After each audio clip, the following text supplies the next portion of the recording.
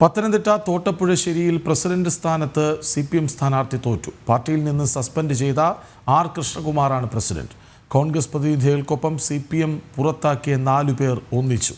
വിവരങ്ങളുമായി മിഥുൻ മുരളി ഒപ്പം ചേരുന്നു. മിഥുൻ, പുറത്താക്കിയ 4 പേർ ഒപ്പം കോൺഗ്രസിലെ അംഗങ്ങളും. അങ്ങനെ തോട്ടപ്പുഴശ്ശേരിയിൽ CPMന് കനത്ത തിരിച്ചടിയുണ്ടാകുന്നു അല്ലേ?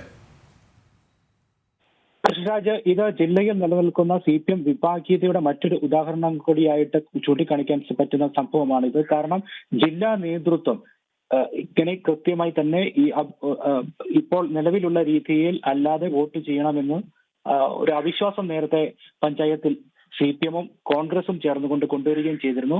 ആ അവിശ്വാസത്തിന് എതിരായുള്ള രീതിയിൽ വോട്ട് ചെയ്യാനുള്ള നിർദ്ദേശം നൽകുകയും ചെയ്തു. വിപ്പ് നൽകിയിരുന്നു ജില്ലാ നേതൃത്വം. ആ വിപ്പ് ലംഘിച്ചുകൊണ്ട് CPMന്റെ പ്രതിനിധികൾ പ്രവർത്തിച്ചതിനാണ് ഈ 5 പേരെ പാർട്ടിയിൽ നിന്നും സസ്പെൻഡ് ചെയ്തത്. ഈ സസ്പെൻഡ് ചെയ്ത ആളുകളും ഒപ്പം തന്നെ കോൺഗ്രസിന്റെ 3 പ്രതിനിധികളും ചേർന്നാണ് ഇപ്പോൾ CPM വിമതനായിട്ടുള്ള ആളെ പഞ്ചായത്ത് പ്രസിഡന്റായി തെരഞ്ഞെടുക്കപ്പെട്ടിരിക്കുന്നത്. 7 പേരുടെ പിന്തുണയോടുകൂടി CPMൽ നിന്നും സസ്പെൻഡ് ചെയ്യപ്പെട്ട R. കൃഷ്ണകുമാറാണ് പഞ്ചായത്ത് പ്രസിഡന്റായി തെരഞ്ഞെടുക്കപ്പെട്ടിരിക്കുന്നത്. കോൺഗ്രസിന്റെ 3 പ്രതിനിധികൾ ഒപ്പം CPM നിന്ന് സസ്പെൻഡ് ചെയ്തിരിക്കുന്ന 4 പ്രതിനിധികൾ, 7 പേരുടെ വോട്ട് നേടി CPMന്റെ വിമതനായിട്ടുള്ള പാർട്ടിയിൽ നിന്ന് സസ്പെൻഡ് ചെയ്യപ്പെട്ടിരിക്കുന്ന R. കൃഷ്ണകുമാർ പ്രസിഡന്റ് സ്ഥാനത്തേക്ക് വിജയിക്കുകയാണ്.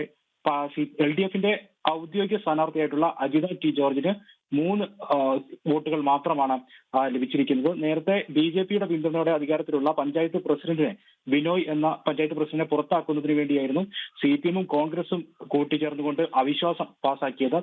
സ്വതന്ത്രനായി വിജയിച്ച ഈ പഞ്ചായത്ത് പ്രസിഡന്റ് ബിനോയ് CPM വിമതനുമായിരുന്നു. ഇദ്ദേഹത്തെ പുറത്താക്കുന്നതിന് വേണ്ടി CPMും കോൺഗ്രസും ചേർന്നുകൊണ്ട് അവിശ്വാസ പ്രമേയം കൊണ്ടിരുന്നു. ഈ അവിശ്വാസ പ്രമേയത്തിന് എതിരായിട്ട് വോട്ട് ചെയ്യാൻ ജില്ലാ നേതൃത്വം CPM പ്രതിനിധികളോട് ആവശ്യപ്പെടുന്നു. പക്ഷേ ജില്ലാ നേതൃത്വത്തിന്റെ വിപ്പ് ലംഘിച്ചുകൊണ്ട് ഈ അവിശ്വാസത്തെ അനുകൂലിച്ചുകൊണ്ട് CPMന്റെ പ്രതിനിധികൾ വോട്ട് ചെയ്യുന്നു. അതിന് എതിരെ CPM ജില്ലാ നേതൃത്വം ഇവരെ 5 പേരെ പാർട്ടിയിൽ നിന്ന് സസ്പെൻഡ് ചെയ്യുകയും ചെയ്യുന്നു. വീണ്ടും ഈ ചെയ്യപ്പെട്ടിരിക്കുന്ന 4 പേരുടെ പിന്തുണയോടുകൂടി പഞ്ചായത്ത് പ്രസിഡന്റ് സ്ഥാനത്തേക്ക് ഔദ്യോഗികമായിട്ടുള്ള CPM സ്ഥാനാർത്ഥിക്ക് എതിരെ മത്സരിച്ച R. കൃഷ്ണകുമാർ 7 വോട്ടുകളുടെ ഭൂരിപക്ഷത്തിൽ 7 വോട്ടുകളോടുകൂടി വിജയിക്കുകയും ചെയ്തിരിക്കുന്നു. ഇത് പാർട്ടി വിഭാഗീയതയുമായി ബന്ധപ്പെട്ട് പത്തനംതിട്ടയിൽ നിലനിൽക്കുന്ന ചെറുതും വലുതുമായിട്ട് പല ഭാഗങ്ങളിൽ നിലനിൽക്കുന്ന വിഭാഗീയതയുടെ മറ്റൊരു ഉദാഹരണമായിട്ട് ചൂണ്ടിക്കാണിക്കാൻ സാധിക്കുന്നു എന്നുള്ളതാണ്. 3 വോട്ടുകൾ മാത്രമാണ് LDFന്റെ ഔദ്യോഗിക സ്ഥാനാർത്ഥിയായിട്ടുള്ള അജിതയ്ക്ക് ലഭിക്കുകയും ചെയ്തിരിക്കുന്നത്.